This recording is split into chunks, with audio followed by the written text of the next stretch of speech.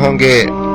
ناظرین، ایک دفعہ ایک عورت ایک پیر صاحب کے پاس گئی اور کہا کہ پیر صاحب مجھے کوئی ایسا تعویذ دے دیں جس سے میرا شوہر میری ہر بات مانے، جو بھی میں کہوں وہ میرے تابع ہو جائے۔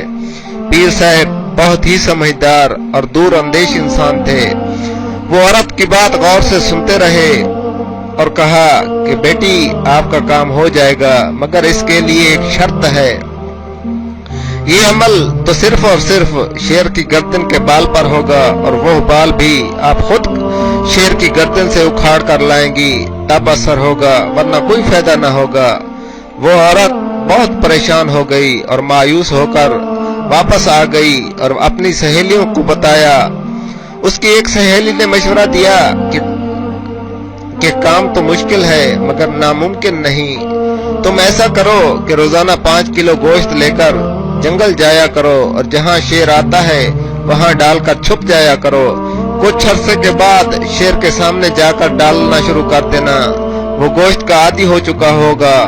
تم اس کے قریب جا کر گوشت ڈالنا شروع کر دینا اور اس کی گردن پر پیار سے ہاتھ پھیرنا شروع کر دینا، اور جب شیر تم سے مانوس ہو جائے تو گردن سے بال اکھیڑ لینا۔ اس عورت کو اس کی سہیلی کی بات بہت پسند آئی۔ دوسرے دن ہی اس عورت نے گوشت لیا اور جنگل کی طرف چل پڑی اور گوشت جا کر وہاں ڈال دیا جہاں پر شیر آتا تھا۔ گوشت ڈال کر وہ عورت چھپ گئی، شیر آیا اور گوشت کھا کر واپس چلا گیا۔ اس عورت نے 1 ماہ تک ایسا کیا۔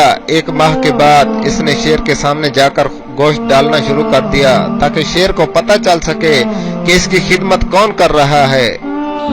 پھر وہ لڑکی شیر کے سامنے آنے لگی اور اس کے تھوڑا قریب ہونے لگی۔ کچھ عرصہ کے بعد شیر بھی عورت سے مانوس ہو گیا۔ عورت نے شیر کی گردن پر آہستہ آہستہ پیار سے ہاتھ پھیرنا شروع کر دیا۔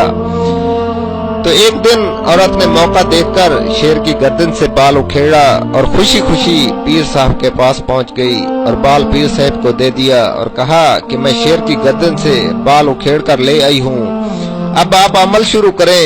پیر صاحب نے پوچھا کہ کیسے لائی ہو؟ تو اس عورت نے پوری تفصیل بتا دی۔ پیر صاحب مسکرائے اور کہا کہ کیا تمہارا شوہر اس جنگلی درندے سے بھی زیادہ خطرناک ہے جو کہ خون خوار ہوتا ہے، جس کی تم نے چند دن خدمت کی اور وہ تم سے اتنا مانوس ہو گیا کہ تم نے اس کی گردن سے بال اکھیڑ لیا اور اس نے تمہیں کچھ بھی نہیں کہا؟ تمہارے شوہر کے ساتھ بھی پیٹ لگا ہوا ہے، تم اس کی خدمت کرو۔ جب جنگلی درندہ خدمت سے اتنا مانوس ہو سکتا ہے تو ایک باشعور انسان کیا آپ کے تابع نہیں ہو سکتا؟ اس لڑکی کو سمجھ آ گئی اور اس نے گھر جا کر اپنے شوہر کی خدمت کرنا شروع ہو گئی، اور کچھ ہی دنوں میں ان کی زندگی ایک جنت جیسی بن گئی اور ان کا گھر ایک خوبصورت جنت جیسا گھر بن گیا۔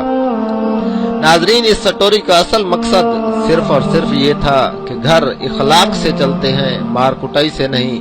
جس گھر میں میاں بیوی کے اخلاق اچھے ہیں وہ گھر کسی جنت سے کم نہیں، ورنہ ساری زندگی جہنم کی بھٹی میں جلنا پڑتا ہے۔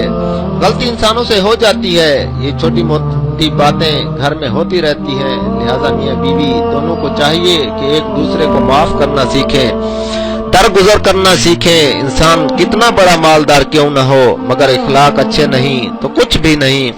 زندگی دولت سے نہیں اخلاق سے چلتی ہے، اخلاق سے بڑی دولت اس دنیا میں کوئی نہیں ہے۔ اللہ پاک ہمیں اپنے گھروں میں خوش و خرم رہنے کی توفیق دے۔